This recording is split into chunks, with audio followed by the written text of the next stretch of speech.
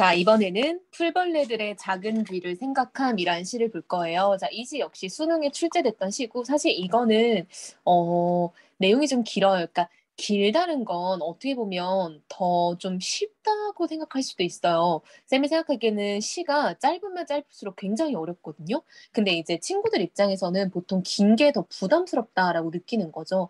그러니까, 이게 시가 길면 오히려 나에게 주는 정보가 더 많으니까, 그런 것들을 캐치하기에 더 좋을 수 있겠구나라고 좀 보면 좋을 것 같아요. 자, 일단 우리가 한번 시를 보면서 정리를 해볼게요.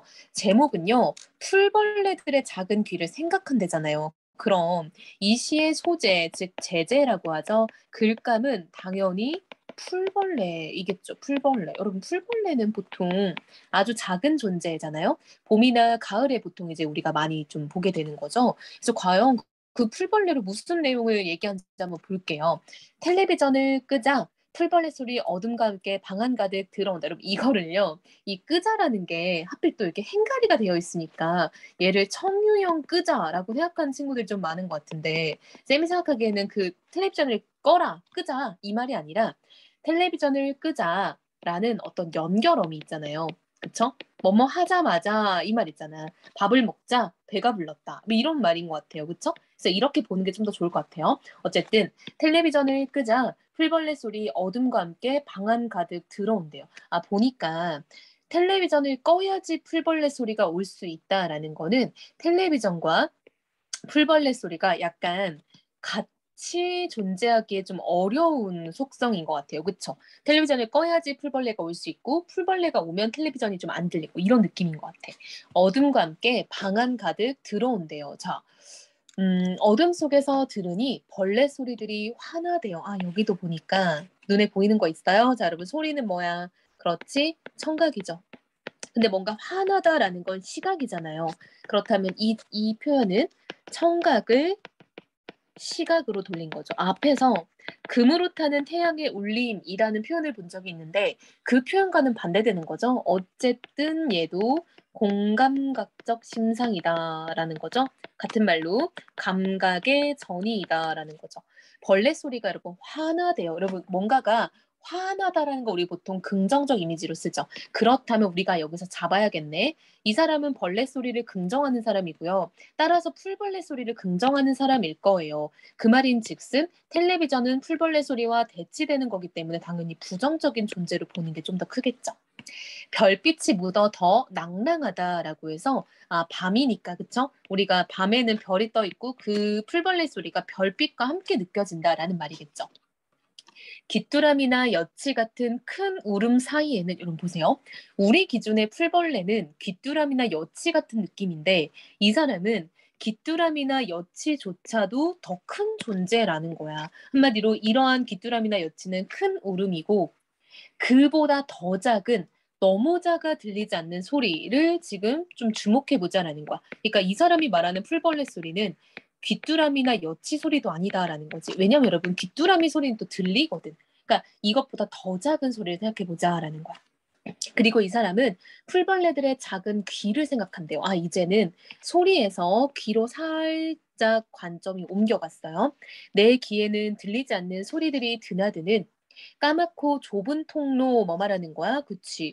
이 풀벌레들의 귀를 말하는 거죠. 그들의 귀를 생각한다라는 거예요. 즉, 나에겐 안 들리는데 작은 존재들에게는 작은 소리가 더 잘 들리겠죠.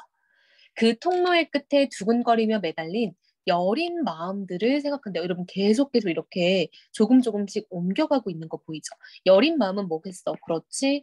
풀벌레들의 마음을 말하는 거겠죠.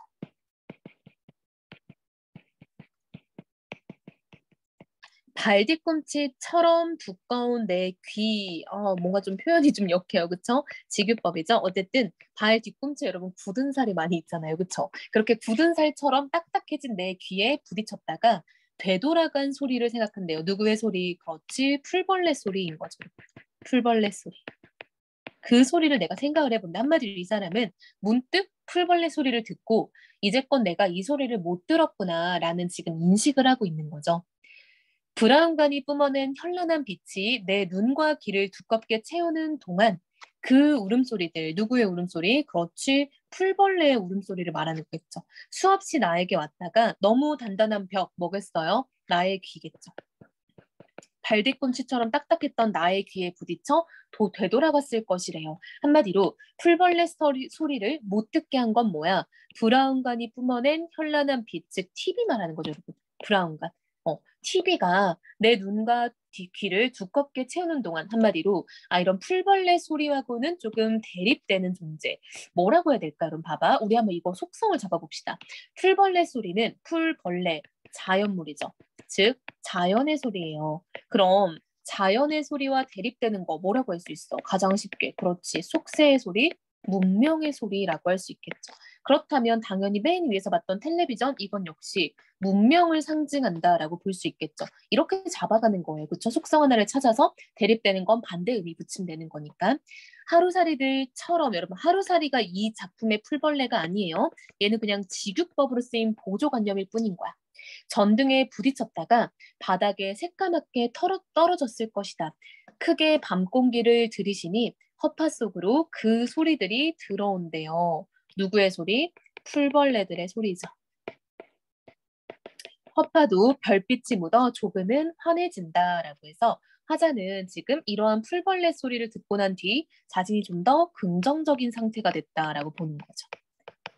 아하, 화자는 그래서 내가 이제껏 문명에 길들여져 있다 보니까 못 듣고 있었던 자연의 소리에 대해서 지각을 했고요.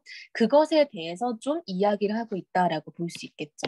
한마디로 화자는 새롭게 얻은 깨달음에 대해서 이야기를 하고 있다라고 볼 수 있겠죠. 내가 이제껏 못 듣던 소리가 있을 수 있겠구나. 그 소리에 대해서 내가 뭐 하는 거예요?